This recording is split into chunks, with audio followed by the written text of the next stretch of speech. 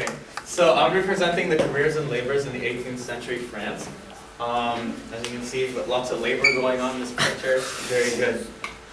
So, before I start talking about the labor, I know someone has a presentation on social class, so I didn't want to go too deep into that. But basically, your social class really affects what career you had back in the day. So being part of a social class limited the choices an individual had on what career he wanted to pursue. So the social class you were a part of determined sort of, not your career essentially, but I mean like what field you can go into. So you can't be poor and just say I want to be a doctor. So the social classes, there was three like primary classes when it came to what career you can follow. So there was the worker, servant, and the poor class that all sort of fit into one.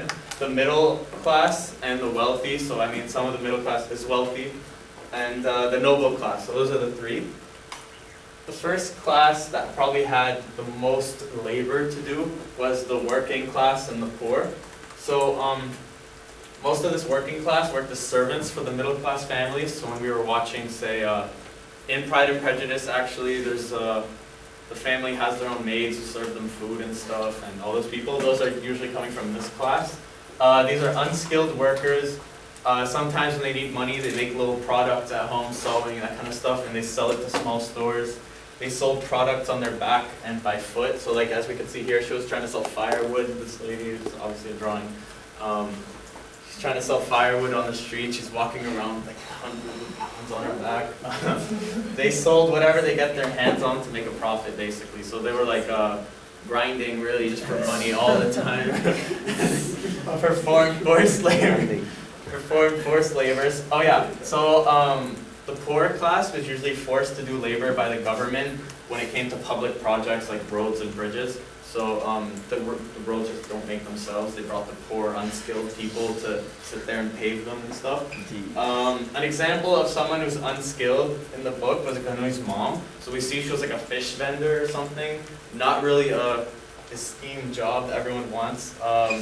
So she was part of the working class. The second class would be the middle class and wealthier people. So these guys are generally the skilled workers that we can even see in our society. So when that comes to like doctors, lawyers, accountants, but also included merchants and shopkeepers. So like sort of entrepreneur business people and people who went and studied and managed to do something and now have some knowledge, superiority over other people. So this is very comparative to the white collar jobs of today. So a white collar job is like doctors, people who usually don't do much manual labor but use more of their intellect to work. In the book, Giuseppe Baldini, the perfumer that Canui as a kid became friends with and started giving him ideas for perfumes, he's an example of someone in the middle class who made his success in the business of perfumes. So he obviously didn't start at that level, he had to build it up, and that's sort of what the middle class is. It's contrasts a lot with the noble class right here, because the noble class just pretty much got their wealth and they just sit on it. Some of the noble class had to join the army, so that's one of the labors they were forced to do. Not forced actually, more like encouraged to do because they had advantages. If they joined the army, they joined as lieutenants automatically and stuff like that. They also followed orders from the king. So whatever the king told the noble class to do, they kind of had to do it because he's the only person above them. Surprisingly, the noble class isn't even allowed to do any manual labor or commercial activity. It would strip you of your noble title. So if you started going around wanting to start a business and you're noble, that's something unnoble to do. So they'd make you not noble anymore. Or so any manual labor too, say you're not going to find a noble person paving roads. And the only thing they could do commercially somewhat is that the lands they own, they can go out there and try and make mines or forges. So forges is what you make like weapons out of, stuff like that. So they could do that, and that's not really them doing it straight up. They hire someone else to do it and they just make the money. So the noble class was generally, I wouldn't say lazy because they're kind of forced to be lazy, but they're just an inactive sort of group. For show. So a noble class, someone in the noble class was the Marquis de la Taillade d'Espinasse in the book. That's the guy that Grenouille ends up going to after he was in the cave for like 7 years, and that guy finds him and he's like, oh my god, caveman, I want to do research on you. So that research is something the noble class, he just decided to do for science, I guess. He's an example of a character there. Finally, so since it's careers and labor, I already talked about who was doing all the labor in the book, and any manual labor, anything repetitive, had to be done by unskilled workers. So pretty much any labor you can think of was never done by someone in the middle class or higher.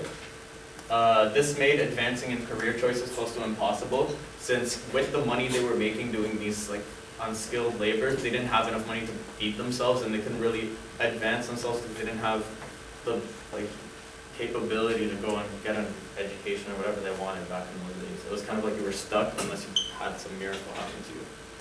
So knowing all this, I had a couple of questions. So the first question was, to what extent do modern day social classes impact career opportunities? So what I mean by modern day social classes isn't like, oh, we have noble people now. No, like some people are born into, like say, less socioeconomical benefits, like if, yes? Sorry, not that I don't like your question, I just feel like that's going to get us off time, and I would rather, because it looks like you're talking about today's time period, correct? In that question? Yeah. I would like to focus on the novel. Fine. How about, Second question. Modify the question so that, How many chickens are in a bag? yeah, and instead apply it to the novel. Barely. Because I don't want to talk about today's time period, I want to talk about that time period. okay, well how about this? Knowing Glennoy's social class and what he started in, does that show anything on what kind of career opportunities you can have back in the day? Because we know Glennoy started really out of nothing and sort of became an idol in the world. Do you think that was possible for other people if it wasn't for his knowledge and intellect that he had and perfume? Yes? Well, no, like you said, most people that were born into Yeah. less opportunity Mm-hmm. situations. Obviously, like the lady, she was selling firewood on the side of the road. Had he not had his talent, he probably wouldn't have been able to climb Yeah, social that's what I was classes. trying to get to. Like he kind of got lucky in that sense, I think. No? Yes or no? Okay, so here's a question. How do people get into those classes? Yeah. What determines their rank?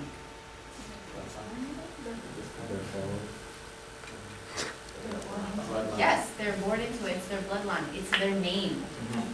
Like Okay. noble class? any class, Yeah. okay? You are in whatever class because of your bloodline, because of your name. How do you get out? That's what I was. And That's your question. Yes, so my question is, how or what class is Koinui in to begin with? The bottom. Started from the bottom that way, yeah. And his mom is like unknown. Why? And his dad's unknown. Yes, he has no name, okay? The fact that he has no name, he is a nobody, Like no frills. okay? And this is why when he works for Baldini, he's working with the goal in mind of what? Becoming someone.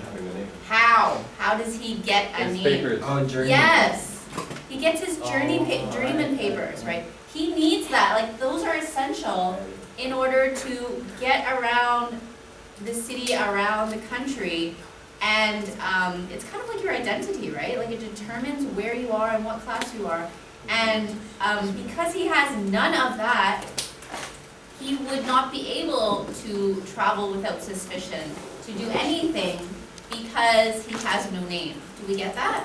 And so his knowledge of the fact that he is a nobody, and that the only way for him to have some sort of freedom is to get those journeyman papers. Did you do any research on journeyman papers and apprenticeships, and relating to your question of how do people get out of their particular classes, or how do people excel in Yeah. their particular classes? No, I definitely did not research that area. Okay, so let's just expand a little bit. If we go back to your slide relating to Yeah. the 3 classes, Mm-hmm. I really think we need to modify, because it's not really just 3 classes. Oh. Those are like the 3 classes of like, it's not, because my presentation isn't on social classes, so I didn't want to focus on that too much. Oh. It's yours on is career, careers and labors. So what I wanted to explain, I Okay. explained this in the beginning. Okay. Maybe you did, did, but then I was expecting things on careers. Yeah, and I explained all the types of careers and how you can pursue and what the labors were, and that's, Okay. yeah, the question I realized focused on what social class, how do you get out of that social class to get to a new Okay, career? so maybe I'll hang on to my question for your. Yeah, because I was just gonna, I don't want to Did interrupt Did you you. not do any research on like the types of jobs, like, I found a whole list, but I wasn't gonna like throw them in there. and, What would I talk about? Oh, here, there's tannery here. I mean, I thought it'd be more like relevant. I gave talk you, about tanneries? no, I talked about Primal. lawyers, accountants, bankers, and then I talked about how the unskilled workers just sat there and paved roads and stuff, and tried to sell stuff by foot as But those are merchants. things that we have not, I'm gonna say it's not necessarily wet nurses, novel. His mom was selling fish on the market. Okay, The perfumeries is literally the whole book, and I talked about that, saying that's his like job with like entrepreneurial merchants and stuff. okay, so, I've said this. so then, okay, here's a question, maybe Yeah. relating to that, and maybe you can expand. Why does Baldini have such contempt for Pellissier? For who? Pellissier. Because it's That's competition. his competition. Oh. Because he was, There's more Oh, than I just the remember this. competition, Diego. Like he was ranting about how it was unfair, about how Pellissier, not having any experience or any not knowing the science of perfumery and everything, managed to still create all these perfumes that competed with him and became more successful over time. Sure. So he was like, look, he doesn't have any qualifications and yet he's still more successful than me. Sure. And then that's why he sees an advantage in hiring Grenouille, and eventually he does become rich, even though that wasn't his plan. Like he had already kind of given up on it and said, "Look, I'm gonna go live in the country humbly," Mhm. but he changed his mind. Great, keep going. And Baldini get his shop, I think, from his dad. Yes, Passed down or yes, whereas the other guy just came out of nowhere. yes. Okay, Baldini comes from like tradition, yeah. like he's steeped in tradition, right? Go. That was regarding the French Revolution. Yes, So I thought that was like the start of it. yes, okay. That was Baldwin's reaction. Yeah, it's this idea that people can kind of escape, maybe not escape, but pursue efforts out of their class. And that is one of the reasons why Baldini has such contempt for Pellissier. Not just through the competitive nature of perfumery, but because Baldini has his name and his business through his father, not necessarily through like his talent, because he doesn't really have any, right? Yeah. He is there purely based on the fact that his father was there, okay? So it's this idea of tradition. Versus Pellissier, he comes out of nowhere, and he is this kind of young entrepreneur who is breaking those ideas down of rank and order in order to kind of escape that. Okay? Yeah. So, because we know at the beginning, Baldini, before he meets Grenouille, he says how he's going to stop his business now while he still has some value to it. But does that value only come from his dad then? Or did he kind of improve his dad's job? No, he said he stole it. He used Yeah. Like, he didn't actually make anything, that's why he's also He used jealous. the name Because he's as, not like, actually a good, he brand. just took stuff from other people, and he's like, Yeah. He just recreated other people's perfume. He'd sit there in rooms Yes. for hours. And that's basically what he does, right? He sits and then dissects those perfumes and then recreates them, and then his idea is, oh, okay, I'm gonna like put smell on everything, and then that'll be my thing. I'm gonna put on leather, I'm gonna put on gloves, I'm gonna put on whatever in order to sell it. So he doesn't really have any talent. There's no creativity behind him. He's purely based on like, again, this whole Pleasure. idea of copying, and that's what tradition is, like redoing things over and over and over, right? Yeah. Okay? What was my second question? Yeah, go on. Okay, so what similarities from the 18th century France or the kind of jobs we talked about and the possibilities can be found in our modern? Is that also like something to listen to? But 18th century's in it. Okay. It says 18th century. Yes, Johan. most of the jobs, especially for like the higher classes, is still here today, lawyers and Yeah. stuff like that. It's just that nowadays it's more, it's easier for us, like once you can be more in lower class and definitely climb up the scale, like whatever. I don't know the correct word for that, for people, I don't know what word to say. I said affordable. Yeah. For people to actually like reach those jobs and do those things, which in that society. It was like the one impossible. Also, what Madame said about the name matters a lot. Like if you were born in a poor name, I guess you could say, you aren't exactly expected to turn out as much, so your chances are horrible. And you gotta make sure you get, like, Clinui doesn't even have a name. Yeah. He's a bastard, right? Jon Snow. He doesn't know his father's name and therefore he doesn't have one, Yeah. okay? Can you name other, this is perhaps a question to the class, name other characters that are perhaps representative of these various working, or other types of jobs maybe? I had a question. Go. Just according, does stop. Does the I guess the clergy or like le clergé, in what category is it in? Oh, Or like the people that- I read this. I didn't put it in here because I wasn't sure if it was like a career. I guess it was, but they usually fit in with the noble class. Like you put the higher clergy people with the noble. Like they managed to. It's the only way to kind of break through to that noble class was to go through the clergy.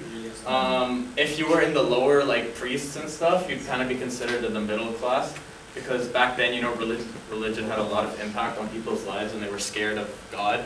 So priests kind of took advantage of that and tried to profit it or took advantage of hospitality and all sorts of stuff. What about those babysitters that what are they called? Wet nurses. Yeah. Wet nurses. I'd assume wet nurses are under unskilled workers because really all you do is just supply breast milk, which doesn't seem like something you're be knowledgeable for. You're a cow.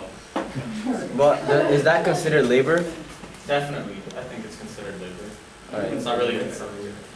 How would you classify Madame Gayal? Who? Madame Gayal. That's the wet nurse. No. No, No. that's Jeanne She's the Bussy. orphanage. Unskilled worker. Skilled worker, Definitely okay? put her in Like that. that's her job, right? She Yeah. owns this foster home, this orphanage. Yeah, She gets paid for each kid, yeah. It's, okay? I guess she's also sort of an entrepreneur. It's a business. Like she opened that thing up herself and she makes money off it. So I don't know how much she makes, but she could be in the middle class. They actually do mention Yeah, I think they do. Any children she had.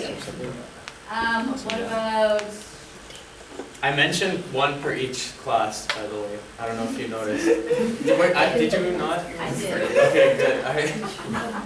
It's mom, and then and then the marquis. Yeah. Right. how about,